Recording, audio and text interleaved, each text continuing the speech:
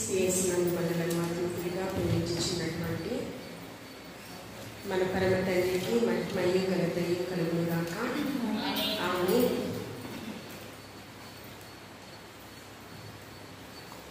ఈ యొక్క జనవరి మాసము చివరి శ్రీలారాధనలో దేవాది దేవుడు మనలందరినీ కూడా ప్రవేశపెట్టి సజీవులకులో ఉంచి దేవుని యొక్క సజీవమైన వాక్కులు వినటకు గొప్ప వాక్యం అనుగ్రహింపచేసిన దేవదేవునికి సకల మహిమ ఘనత ప్రభావములు యుగయుగములు కలుగును గాక.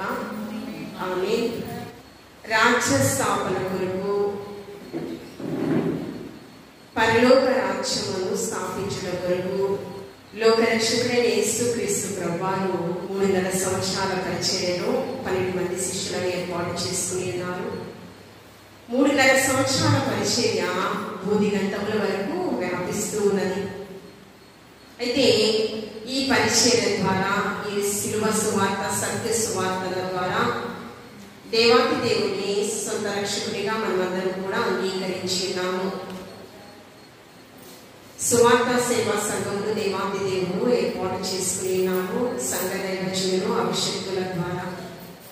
అయితే ఈ సంఘ స్థాపన కొరకు నేటి దినాన దేవుని యొక్క రాజ్యం ప్రకటించుటలో, దేవుని యొక్క రాజ్యం విస్తరించుటలో అనేకమైన ఆటంకములు, ప్రతికూల పరిస్థితులు ఎదురవుతూ ఉన్నాయి. ఎందుకు నిమిత్తము ఎదురవుతూ ఉన్నాయి అని ఆలోచన చేసినట్లయితే, భక్తుడైనటువంటి యోహాను గారిని పద్మాసుడిలో ఆయన వేసినప్పుడు, సువార్త ప్రకటిస్తూ ఉన్నప్పుడు పరలోక రాజ్యాన్ని ముందుగానే చూసి ఉన్నాడు. 7 సంఘములు. ఆ సంఘములలో తుయతర సంఘములో పరిశుద్ధాత్మ దేవుడు ఒక స్త్రీ గురించి మాట్లాడుతూ ఉన్నాడు. ప్రకటన గ్రంథములో తుయతర సంఘములో 7 సంఘములకు ఒక హెచ్చరికలు. అయితే ఈ యొక్క 7 సంఘములలో తుయతర సంఘం గురించి మాట్లాడుతూ ఉన్నప్పుడు ఆ తుయతర సంఘం గురించి ఒక నేరారోపణ చేస్తూ ఉన్నాడు. 2వ అధ్యాయము 20వ వచనము చూడండి. అయినను నీ మీద తప్పు ఒకటి నేను మోపవలసి ఉన్నది. ఏమనగా తాను ప్రవక్తని అని చెప్పుకొనుచు యెజబెలు స్త్రీని నీవు ఉండనిచ్చుచున్నావు.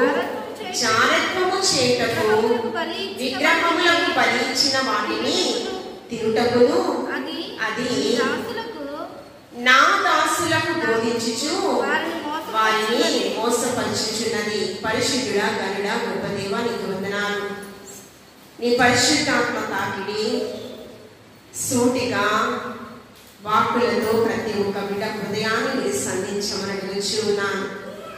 నిజమైన భయభక్తులు కలిగి, నిజమైన విశ్వాసతలు, నిజమైన దైవ విధి కలిగి ప్రభువా, దైవ జ్ఞానం అనుసరించి నీ సత్యవాక్కులతో కూడినటువంటి మర్మములతో మాతో మాట్లాడుచున్న దేవా, వాక్యానుసారమైన జీవితము జీవిస్తూ నీకు ఇష్టలుగా జీవించు వాక్యము మాకు మీరు దయచేయమని క్రీస్తు పరిశుద్ధ నామంలో అడిగి వేడుకుని ప్రార్థించుచున్నాము తండ్రి. ఆమేన్.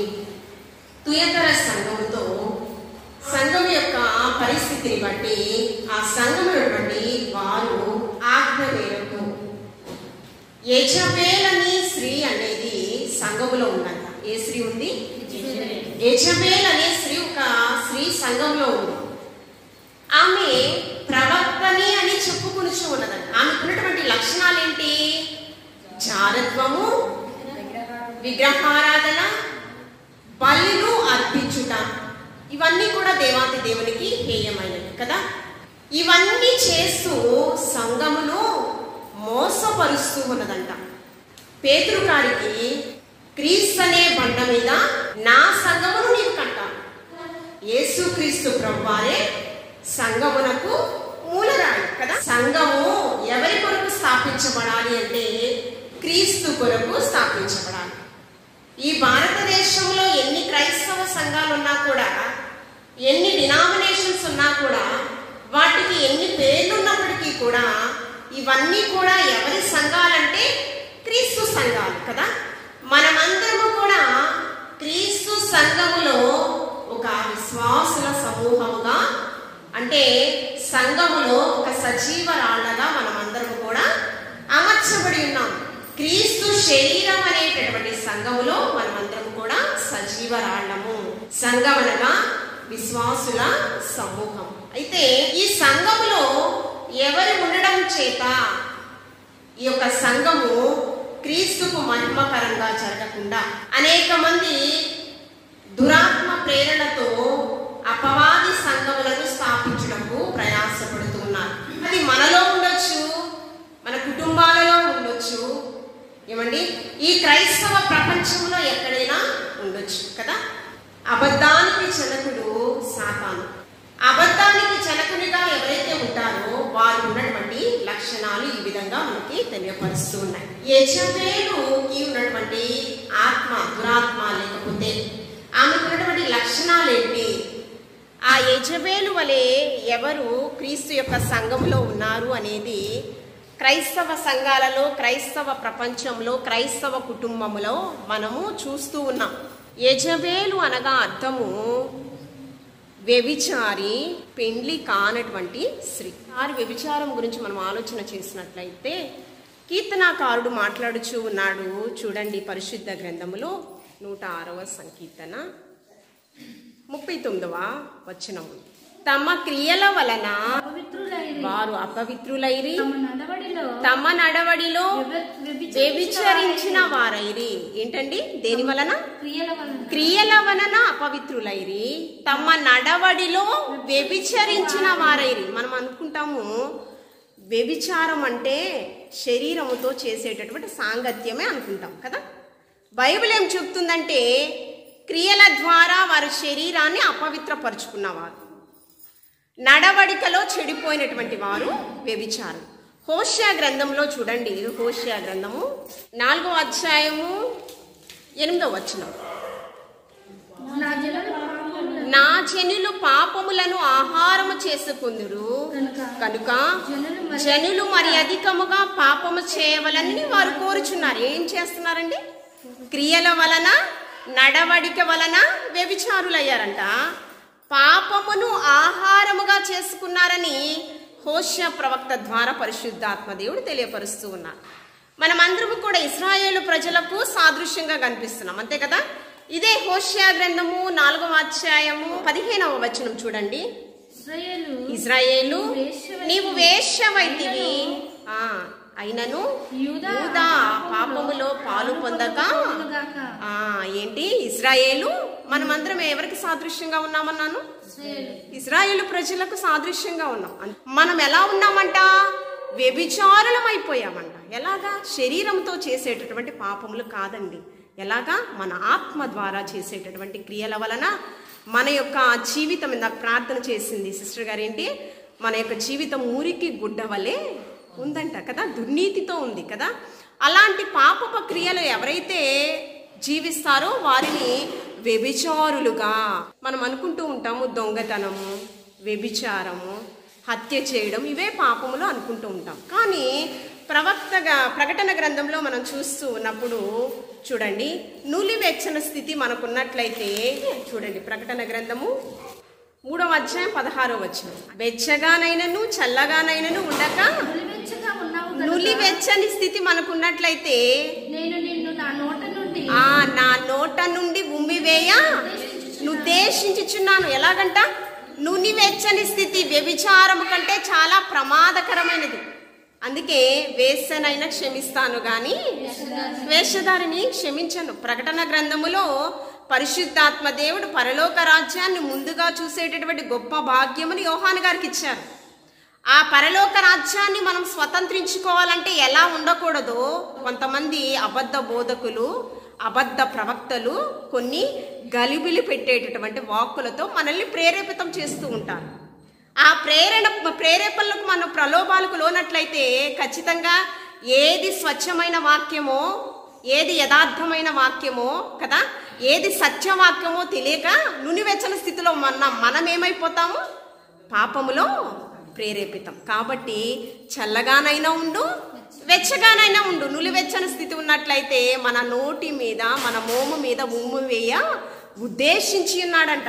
నేను క్రైస్తవ ప్రపంచంలో, క్రైస్తవ సంఘములో క్రైస్తవులమని చెప్పుకునే మనందరికీ కూడా ఒక హెచ్చరిక. చూడండి, యెజబేలు విగ్రహారాధనను ప్రేరేపించేటటువంటి స్త్రీ. మొదటి రాజుల గ్రంథము 16వ అధ్యాయము. ఈమె బయలుదేవతలు ఆరాధన చేసేటటువంటి ఒక యాజకుని యొక్క కుమార్తె. అతని పేరు సిదోనీయుడు అయినటువంటి ఎద్బయలు. నెబాతు కుమారుడైన యెరోబాము జరిగించిన పాప క్రియలను అనుసరించి నడుచుకొనుట స్వల్ప సంగతి అనుకుని అతడు సిదోనీయులకు రాజైన ఎద్బయలు కుమార్తె అయిన యెజబేలును వివాహము చేసుకునేను. ఇతడు బయలుదేవతలను ఆరాధన చేసేటటువంటి ఒక యాజకుడు. ఆ యాజకుని యొక్క కుమార్తె ఈమె కూడా. మనం ఆలోచన చేసినట్లయితే మొదటి రాజు ఎవరండి? సౌలు కదా. సౌలు తర్వాత దావీదు కదా. దావీదు యొక్క కుమారుడే జ్ఞానిటువంటి సలోమాను గారు కదా. సలోమాను గారు దైవ జ్ఞానాన్ని ఆశించాడు కదా. బుద్ధియు జ్ఞానము సర్వసంపదలు నీయుదటే గుప్తమై ఉన్నాయి. కానీ కార్యారం బాగుంది, కానీ కార్యాంతం ఎలా ఉందండి? తన భార్యలంట ఇతర దేవతల త్రట్టు తన మనస్సును త్రిప్పి ఉన్నాడంట. అందుకే ఆయన వృద్ధాప్యంలో తన జీవితం గురించి ఆలోచన చేస్తూ ఉన్నప్పుడు ప్రసంగి గ్రంథంలో సలోమాను గారు రాసినటువంటి గ్రంథంలోనే వ్యర్థము వ్యర్థము వ్యర్థము సమస్తము వ్యర్థమే. తన భార్యలంట విగ్రహారాధన వైపు తన మనస్సును మళ్ళించాడంట. అదే విధంగా ఇక్కడ మనం చూస్తూ ఉన్నప్పుడు ఆహాబు ఎవరంటే ఓమ్రి యొక్క కుమారుడు. ఇతడు ఇజ్రాయేలు ప్రజలకు రాజుగా ఉన్నాడు. బబులోనీయులు ఆ దినాలలో విగ్రహారాధన భయంకరమైన క్రూరత్వంతో కలిగినటువంటి వ్యక్తులు. అయితే వీరి నుంచి సమాధానపరచడానికి ఇజ్రాయేలు ప్రజల్ని సమాధానపరచడానికి, సంధి కుదిర్చడానికి, దేవుని యొక్క చిత్తము సంకల్పం ఏంటో తెలుసుకోకుండా ఏం చేశాడంటే అన్య స్త్రీని వివాహం చేసుకున్నాడు. రాజైన ఆసా ఏలుబడిలో 38వ సంవత్సరమున ఓమ్రీ కుమారుడైన ఆహాబు ఇజ్రాయేలు వారికి రాజై షోమ్రోనులో ఇజ్రాయేలు వారిని 22 సంవత్సరములు. ఎన్ని సంవత్సరాలండి? 22 సంవత్సరాలు రాజ్య పరిపాలన చేశాడు. ఓమ్రీ కుమారుడైన ఆహాబు తన పూర్వీకులందరినీ మించున్నంతగా యెహోవా దృష్టికి చెడుతనం చేశాడు. పాప క్రియలను అనుసరించి నడుచుకొనుట స్వల్ప సంగతి అనుకున్నాడంట. ఎలాగా? అది చాలా చిన్న విషయము. ఎలాగా? స్వల్ప సంగతి, చాలా చిన్న విషయముగా భావించేసి ఏమనుకుంటూ ఉన్నాడంట? యెజబేలు అనేటటువంటి స్త్రీని వివాహం చేసుకున్నాడు కదా. ఇక్కడ అన్య స్త్రీని వివాహం చేసుకున్నప్పుడు ఒక రాజుగా రాజ్య పరిపాలన చాలా జాగ్రత్తగా వివాహంలో మనం చూస్తూ ఉన్నప్పుడు తన సొంత శరీరాన్ని ఎలా ప్రేమించుకుంటాడో తన భార్యను కూడా అలాగే ప్రేమించాలి కదా యెజబేలును. కానీ దేవుని యొక్క చిత్తాన్ని మరచిపోయి మనం ప్రవర్తించకూడదు. రాజుగా గొప్ప ఆధిక్యత ఇచ్చాడు అంటే రాజుగా రాజ్యంలో ప్రజలందరినీ సంరక్షించాలి, శత్రు రాజ్యం నుంచి తన రాజ్యాన్ని కాపాడాలి. మరి ముఖ్యంగా దేవాతి దేవుని యొక్క మహిమార్థమై రాజు ప్రజలందరినీ కూడా నడిపించవలసిన బాధ్యత రాజుగా తనకుంది కదా. ఏం చేస్తూ ఉన్నంటారు? బయలుదేవతల విగ్రహాలను ఎవరు తీసుకొచ్చారు? యెజబేలు తీసుకుని వచ్చింది. బయలుదేవతల విగ్రహాలను తీసుకుని వచ్చింది. వాటిని నిత్యము కూడా పూజిస్తూ ఉంది. చూడండి, పరిశుద్ధ గ్రంథంలో మనం చూస్తూ ఉన్నప్పుడు పరిశుద్ధాత్మ దేవుడు మోషే ద్వారా మనకి ఇవ్వబడినటువంటి 10 ఆజ్ఞలు కదా. 10 ఆజ్ఞలు. దానిలో ఏంటండి? మొదటి ఆజ్ఞ ఏంటి చెప్పండి? నేను తప్ప వేరొక దేవుడు ఉండకూడదు కదా. ఇక్కడ మనుషుడు దేవుని యొక్క మహిమార్థమై దేవుని యొక్క చిత్తము సంకల్పము రాజుగా ఉండేటటువంటి బాధ్యతను మర్చిపోయాడు.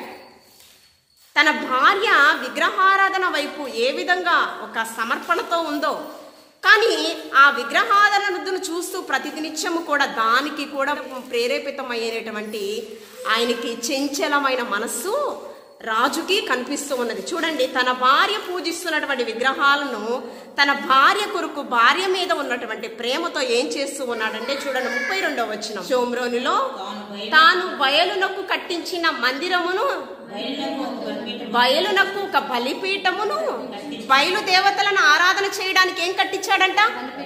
బలిపీఠాన్ని కట్టించాడంట. తర్వాత దేవతా స్తంభం ఒకటి నిలిపాను. తర్వాత ఈ ప్రకారము ఆహాబు తన పూర్వీకులైన ఇజ్రాయేలు రాజులందరికంటే ఎక్కువగా పాపం చేసి ఇశ్రాయేలు దేవుడైన యెహోవాకు కోపం పుట్టించెను. కోపం పుట్టించడం వలన ఫలితంగా దేవుని యొక్క మహా ఉగ్రతను పొందుకోవడం జరిగింది. చూడండి, ఆ దినములలో బేతీలీయుడైన హియేలు యెరికో పట్టణమును కట్టించెను. అతడు దానిని పునాది వేయగా అభిరామను అతని జ్యేష్ఠ పుత్రుడు ఏంటండి విగ్రహారాధన బలిపీఠములను కట్టించిన తరువాత దేవుని యొక్క మహా కోపము మహా ఉగ్రత వారి మీదకు వచ్చినందున ఒక కుమారుడు కూడా దేవుని యొక్క ఉగ్రతను పొందుకోవడం అనేది జరిగింది. ఆజ్ఞలో ఒకటి, నేను తప్ప వేరొక దేవుడు. ఆహాబు యెజెబెలు ఏం చేశారంటే యెజెబెలు ప్రేరణ చేత, అందుకనే మొదటి రాజుల గ్రంథము 21వ అధ్యాయం 25వ వచనంలో ఉంటుంది చాలా స్పష్టంగా, తన భార్య అయిన యెజెబెలు ప్రేరణ చేత యెహోవా దృష్టికి కీడు చేయ తనను తాను అమ్ముకునిన ఆహాబు వంటి వాడు మరి ఎవడను లేడు. ఎవరి ప్రేరణ చేత అంటండి? తన భార్య అయిన యెజెబెలు ప్రేరణ చేత ఎవరికి కీడు చేశాడంట? దేవునికే కీడు చేయ యెహోవా తండ్రి ఒక రోషము కలిగినటువంటి వాడు. యెహెజ్కేలు ప్రవక్త ద్వారా యెహోవాను నేనే, ఇదే నా నామము, నాకు చెందవలసిన మహిమ ఘనత ప్రభావం నేను ఎవరికిచ్చు వాడను కాను కదా. ఆయన రోషము కలిగినటువంటి వాడు. అయితే ఏలియా ప్రవక్త ద్వారా ఈ యొక్క ఏలియాతో దేవాతి దేవుడు రోషంతో మాట్లాడుతూ ఉన్నప్పుడు, నీవు దేవునికి హేయమైన విగ్రహారాధన నువ్వు తీసుకుని వచ్చావు కదా, దేవుని యొక్క మహా కోపము ఉగ్రత నీ మీదకి వచ్చి ఉన్నది. ఈ రాజ్యములో వచ్చేటటువంటి పరిస్థితి రానున్న దినాలలో చూడండి, వర్షమైనను మంచు అయినను ఇక మీదట ఉండదు. చూడండి, మొదటి రాజుల గ్రంథము 17వ అధ్యాయము. అంతట గిలాదు కాపురస్తులు, గిలాదు అనగా దేవుని యొక్క వాక్యము కదా, దేవుని యొక్క వాక్యము. గిలాదు కాపరస్తుల సంబంధియును తిష్బీయుడునైన ఏలియా ఆహాబు వద్దకు వచ్చి, ఎవని సన్నిధిని నేను నిలవబడి ఉన్నాను, ఇశ్రాయేలు దేవుడైన యెహోవా జీవముతోడు నా మాట ప్రకారము ఈ సంవత్సరములలో మంచైనను వర్షమైనను పడదని ప్రకటించెను. పిమ్మట యెహోవా వాక్కు అతని ప్రత్యక్షమై, నీవు ఇచ్చట నుంచి తూర్పు వైపు ఉన్నటువంటి యోర్దానుకు కెరూతు వాగు దగ్గరకు వెళ్ళి అక్కడ నీవు ఎందుకు? రాజుకే ఎదురుగా వెళ్ళాడు. ఏంటండి? నీవు చేసినటువంటి పాపమును బట్టి, ఆ బయలు దేవతలను ఆరాధన చేసేటటువంటి తీరును బట్టి, పాటు చేసినటువంటి బలిపీఠాలను బట్టి వస్తున్నటువంటి కీడేంటో ధైర్యముగా ప్రకటించాడు. రోషము కలిగినటువంటి దైవజనుడు ఏలియా కదా. ప్రకటిస్తూ ఉన్నప్పుడు రాజుకు కోపం వచ్చి నన్నే హెచ్చరిస్తాడని చంపేయచ్చు. ఆ దుష్టులకి కొన్ని మార్లు దూరంగా ఉండమని ఆయనే వాక్యంతో చెప్తూ ఉన్నాడు. కెరూతు వాగు దగ్గర నువ్వు దాగుకొని ఉండుము. అక్కడ మనం చూస్తూ ఉన్నప్పుడు అక్కడ నుంచి కొంత ప్రాంతం వెళుతూ ఉన్నప్పుడు సారాపేత అనే గ్రామం కూడా అక్కడకు ఉంది కదా. ఆ విధవరాల దగ్గరకి ఆమె కట్టెలు వేరుకురిచి ఉన్నప్పుడు అదంతా కూడా మనకు తెలుసు. సారాపేత విధవరాలు ఆ కరువులో మరి యొక్క ఏలియా దైవజనుడికి ఒక రొట్టెను అప్పముగా చేసి ఇచ్చింది కదా. తన కుమారుడికి చేసి ఇవ్వడానికే ఉంది ఆహారం. మొదట నీరు అడిగినప్పుడు వెనువెంటనే తీసుకుని వచ్చింది. తర్వాత కట్టెలు ఏరుకుని ఉంటున్నప్పుడు, అమ్మా ఒక అప్పము చేసి నాకు తీసుకుని రమ్మన్నప్పుడు, యెహోవా జీవముతోడు నాకు ఒకటే నా కుమారుడు పెట్టుటకు ఈ దినము వరకే ఆహారం నాకుంది అని చెప్పినప్పుడు, విశ్వాసముతో నీవు నాకు ఇచ్చినట్లయితే ఒక కార్యాన్ని చూస్తాం. ఆ కరువు అంతటిలో కూడా సారాపేత విధవరాలంట సమృద్ధి చూసిందంట. ఇశ్రాయేలుల దేవుడైన యెహోవా సెలవిచ్చి ఉన్నాడు అనెను. అంతటా ఆమె వెళ్ళి ఏలియా చెప్పిన మాట చొప్పున చేయగా అతడును ఆమెయు ఆమె ఇంటి వారును అనేక దినములు ఏం చేస్తూ ఉన్నారంట? ఏ సమయంలో వారు తింటుంది భోజనం సమృద్ధిగా? కరువు సమయంలో, కరువు దినాలలో, కరువులో ఆమెకి సమృద్ధిని చూపించాడు సారాపేత విధవరాలకి. విధవరాల పక్షాన వ్యాజ్యమాడుట అంటే అదనమండి. విగ్రహారాధన అమలుపరచడమే కాదండి, అంతేకాకుండా ప్రవక్తలను చంపడానికి కూడా ఏమాత్రము వెనుకాడలేదు. చూడండి 18వ అధ్యాయము 4వ వచనం. యెజెబెలు యెహోవా ప్రవక్తలను నిర్మూలనము చేయుచుండగా ఆ గుహలో 50 మందిగా గురిని దాని అన్నపానములు ఇచ్చి వారిని పోషించుచూ వచ్చెను. ఆ దినాలలో ఒబజ్జా అనేటటువంటి ప్రవక్త కూడా ఉన్నాడండి. యెజెబెలు దేవుని యొక్క యెహోవా ప్రవక్తలను చంపడానికి కూడా ఏమాత్రము కూడా వెనుకాడలేదు. చూడండి, మనకిచ్చినటువంటి 10 ఆజ్ఞలలో 6వ ఆజ్ఞ ఏంటి? 6వ ఆజ్ఞ ఏంటంటే నరహత్య చేయకూడదు. కానీ ప్రవక్త దేవుని యొక్క ప్రతినిధులు, ప్రవచనాన్ని ప్రకటించేటటువంటి వారు. ప్రవచనం అంటే జరగబోయే సంగతులను, వచ్చేటటువంటి ఆశీర్వాదమే కావచ్చు, వచ్చేటటువంటి ఉగ్రతే కావచ్చు, ముందుగా ప్రవక్తల ద్వారా తన ప్రజలకు తెలియచేసేటటువంటి వ్యక్తి. అంటే పరిశుద్ధాత్మ అభిషేకాన్ని పొందుకున్నటువంటి ప్రవక్తలను చంపడానికి ఏమాత్రము వెనుకాడలేదు. వారిని నిర్మూలనం చేసిందంట. రెండవది ఏం చేసింది? మొదటిగా విగ్రహారాధన తీసుకుని వచ్చింది. నిజదేవుని మర్చిపోయేలా తన భర్తను ప్రేరేపించింది. ఆ రాజ్యంలోకి విగ్రహారాధనను రాజు తీసుకుని వచ్చాడు. రెండవదిగా ఏంటి? నరహత్య చేసింది కదా. భయంకరమైన క్రూరమైనటువంటి ఆలోచనలు ఇక్కడ చేస్తూ ఉంది. ఎంతటి ఆలోచనలు అంటే రాజ్యంలో ఉన్న ప్రజలందరూ కూడా నిజదేవుని మర్చిపోయారు. ఎలా మర్చిపోయారు? రాజ్యంలో ఉన్నటువంటి ప్రజలందరూ కూడా నేనుగాక వేరొక దేవుడు మీకు ఉండకూడదు కదా. రెండో ఆజ్ఞ ఏంటి? పైన ఆకాశం అందే కాదు, కింద భూమి అందే కాదు, భూమి అందున్న నీళ్ళ ఎందే కాదు, తర్వాత ఏ రూపమునైనను మీరు చేసుకొనకూడదు, దానిని సాగలపడకూడదు, దానిని పూజించకూడదు కదా. ఇవన్నిటినీ కూడా అమలుపరిచేసింది రెండో ఆజ్ఞకు విరుద్ధంగా. రెండో ఆజ్ఞను అతిక్రమించింది. ఇక్కడ 3 ఆజ్ఞలను అతిక్రమించిందండి. అంతేకాకుండా అక్కడ ఉన్న ప్రజలందరూ కూడా విగ్రహారాధన వైపు మళ్ళినప్పుడు ఇక్కడ ఏలియా ప్రవక్త ఎంతగా రోధిస్తూ ఉన్నాడండి. మొదటి రాజుల గ్రంథము 18వ అధ్యాయం 21వ వచనం. జనులందరి దగ్గరికి వచ్చి ఎన్నాళ్ల మట్టుకు మీరు 2 తలంపుల మధ్య ఏంటి? ఏ తలంపులండి? 2 తలంపుల మధ్య తడపడుచూ ఉన్నారు.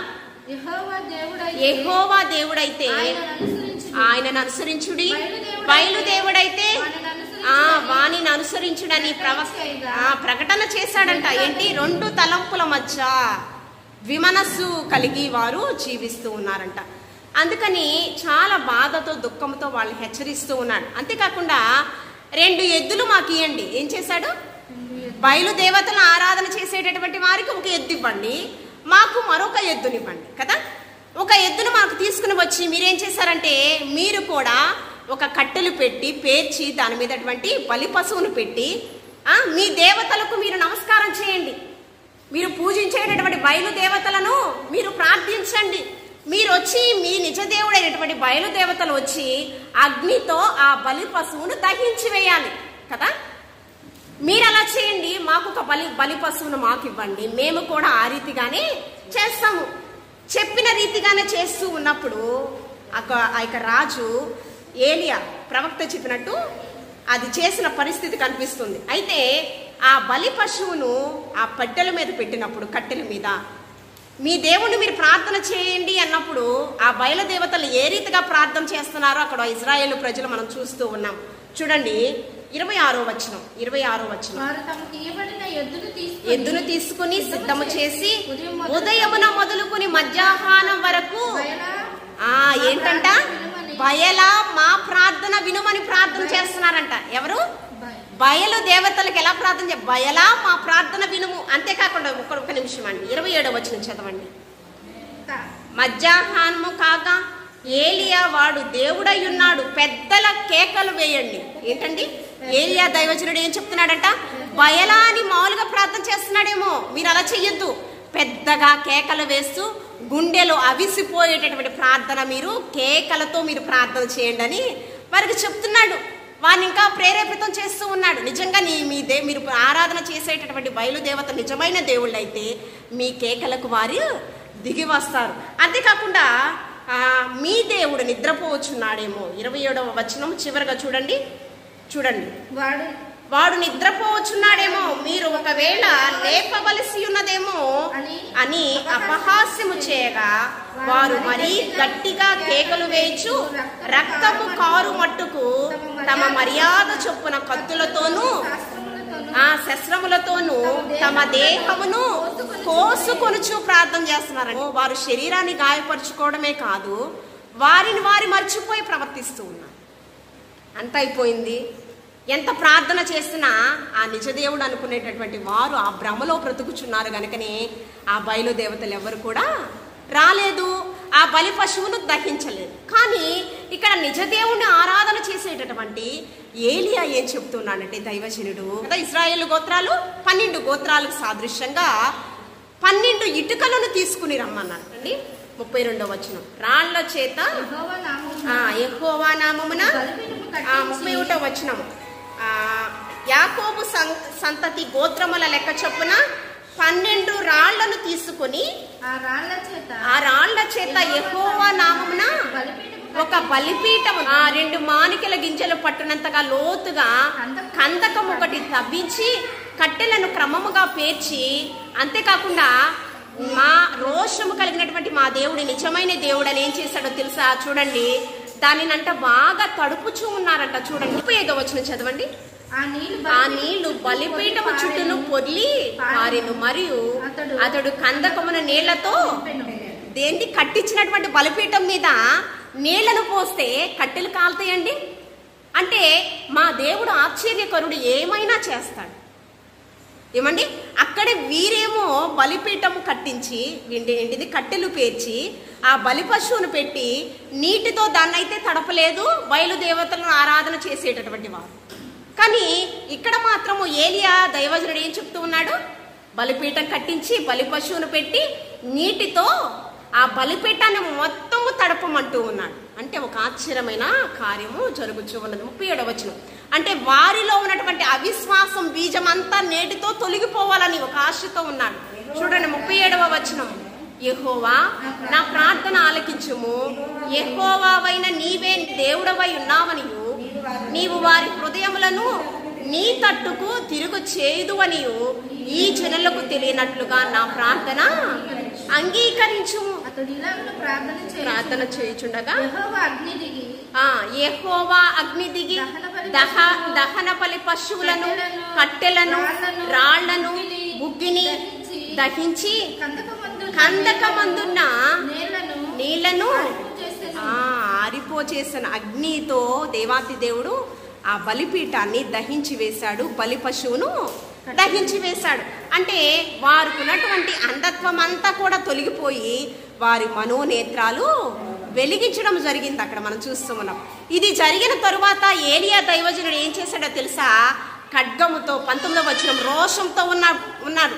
ఇప్పుడు వారికి ఉన్నటువంటి అవిశ్వాసపు పొరలన్నీ కూడా తొలగిపోయాయి కదండి. అవిశ్వాసపు పొరలన్నీ తొలగిపోయి ఏం చేస్తున్నాడు? ఇప్పుడు వారిలో విశ్వాసం వచ్చేసింది. నిజ దేవుడు ఎవరైనది వారు తెలుసుకున్నారు. చూడండి 19వ అధ్యాయం 1వ వచనం, ఏలియా చేసినదంతయు అతడు ఖడ్గము చేత ప్రవక్తలనందరినీ చంపించిన సంగతియు ఆహాబు యెజబేలునకు తెలియచెప్పగా. రోషంతో ఏం చేశాడు ఏలియా దైవజనుడు? ఆ బయలు దేవతలను ఆరాధన చేసేటటువంటి ప్రవక్తలందరినీ ఓచకోతగా అందరినీ ఖడ్గముతో చంపించేశాడంట కదా.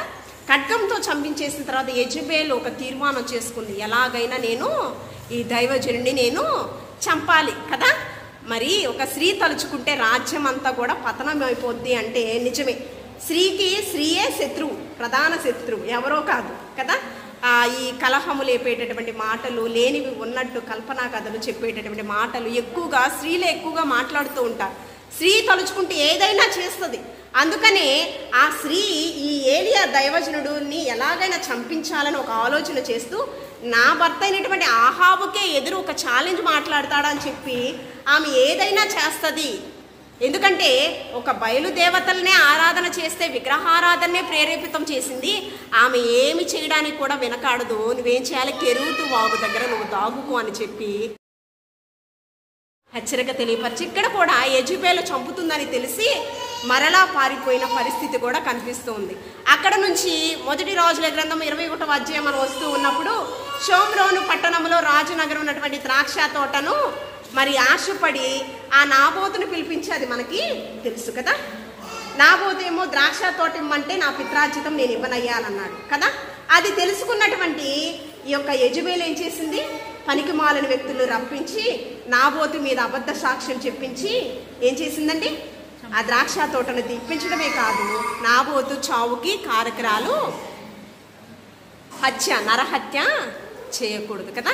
ఆ నిండు సభలో నీ పొరుగువాని మీద అబద్ధ సాక్ష్యము కూడా నీవు పలకకూడదు. నాబోతు మీద అబద్ధ సాక్ష్యం చెప్పించడమే కాదు, తన హత్య చేయించడానికి కూడా కారకురాలైంది. ఏ ప్రాంతమందు, ఏ యొక్క స్థలమందు నాబోతు యొక్క శవాన్ని, రక్తాన్ని కుక్కలు నాకివేసినాయో అదే స్థలమందు నీ శవాలు, నీ సంతతి వారి శవాలు కుక్కలు తినివేసే భయంకరమైన ఒక దినాన ఆహాబు చనిపోయాడు. ఆహాబు చనిపోయిన తరువాత కూడా 10 సంవత్సరాలు రాజ్య పరిపాలన చేసింది యెజబెలు. ఎవరండి? 10 సంవత్సరాలు రాజ్య పరిపాలన చేసింది. ఆ యొక్క ఆహాబు చనిపోయిన తరువాత ఈమె యెజబెలు రాజ్య పరిపాలన చేసిన తరువాత దైవజనుడైనటువంటి, ఇక్కడ మనం చూస్తూ ఉన్నప్పుడు ఎలీషా ద్వారా యేహూ అనేటటువంటి ఒక రాజుగా, యేహూ అనేటటువంటి వ్యక్తి రాజుగా అభిషేకించడము జరిగింది. అయితే నాన్న షోమ్రోను ప్రాంతములో ఇక్కడ యేహూ రాజు అక్కడికి వస్తాడు. యెజబెలు దురాత్మ ప్రేరణతో ఉన్నటువంటి వ్యక్తి కదా, ఎలాగైనటువంటి అతన్ని చంపాలనేటువంటి క్రూర ఆలోచనతో తన యొక్క గృహం అన్నటువంటి కిటికీ మీద తొంగి చూస్తూ ఉందంట. మారు వేషములు. 2వ రాజుల గ్రంథము 9వ అధ్యాయము 31వ వచనం. యెహూ గుమ్మము ద్వారా ప్రవేశించెను. ఆమె అతనిని చూచి, నీ యజమానుని చంపినవాడా, జిమ్రీ వంటివాడా, నీవు సమాధానంగా వచ్చుచున్నావా అని అడుగగా అతడు తల ఎత్తి కిటికీ తట్టు చూచి నా పక్షముందున్న వారెవరని అడుగగా 2-3 పరిచారకులు పైనుండి తొంగి చూచిరి. దీనిని క్రింద పడవ్రేయమని అతడు చెప్పగా వారు దానిని ఆ కిటికీ నుంచి ఏం చేశారండి? క్రిందకు పడదోశారు. ఆమెను కింద పడతోసినప్పుడు ఆమెను గుర్రములు ఆమెను త్రొక్కడం జరిగింది. గుర్రముల చేత త్రొక్కబడి ఆమె ఏం చేసిందండి? అక్కడికక్కడే మరణించడము జరిగింది. లోపలికి వెళ్ళి ఈ యొక్క అహు అనేటటువంటి రాజు లోపలికి వెళ్ళి భోజనం చేసిన తరువాత ఆమె కూడా రాజకుమార్తె అని జ్ఞాపకం చేసుకుని ఆమెను మీరు సమాధి చేయండి అని వారిని, అక్కడ ఉన్నటువంటి వ్యక్తులను హెచ్చరించడం జరిగింది. చూడండి 34వ వచనము. అతడు లోపల ప్రవేశించి అన్నపానంలో చేసిన తర్వాత ఆ శాపగ్రస్తురాలు రాజకుమార్తె గనుక మీరు వెళ్ళి దానిని కనుగొని పాతి పెట్టమని చెప్పగా వారు దాన్ని పాతి పెట్టే లోపలే ఒక కార్యం జరిగిందండి. ఏంటి? ఆల్రెడీ దేవుని యొక్క మహా ఉగ్రత ఆమె మీద ఉంది కదా. కపాలమును, పాదములను, అరచేతులు తప్ప మరి ఏమి కూడా కనబడలేదంట.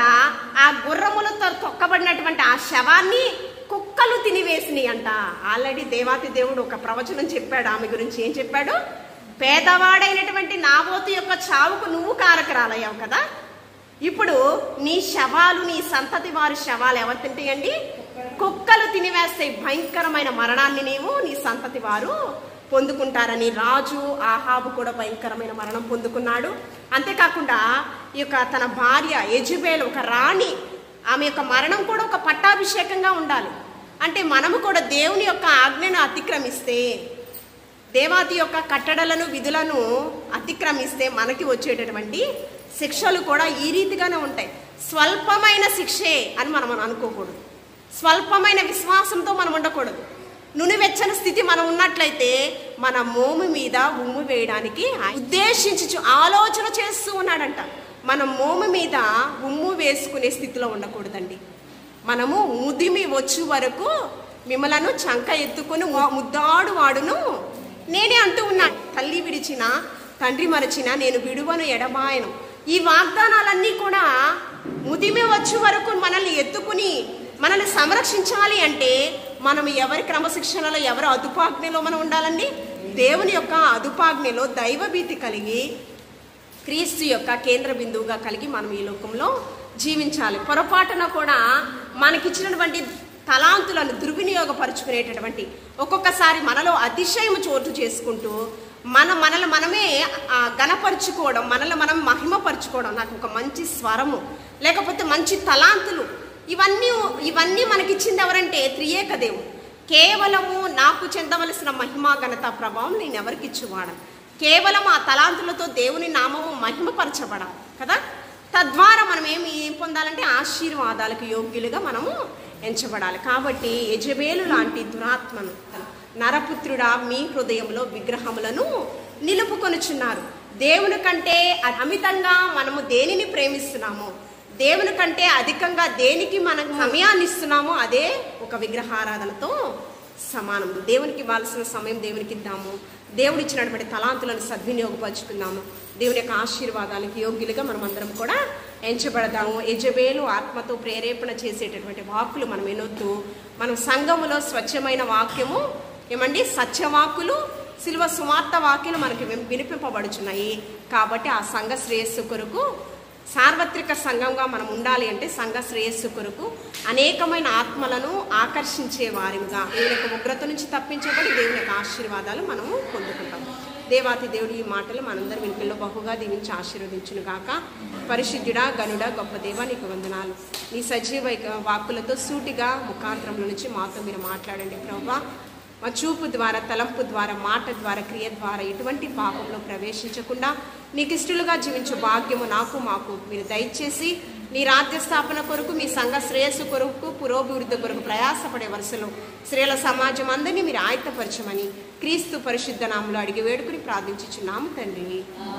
ఆమేన్.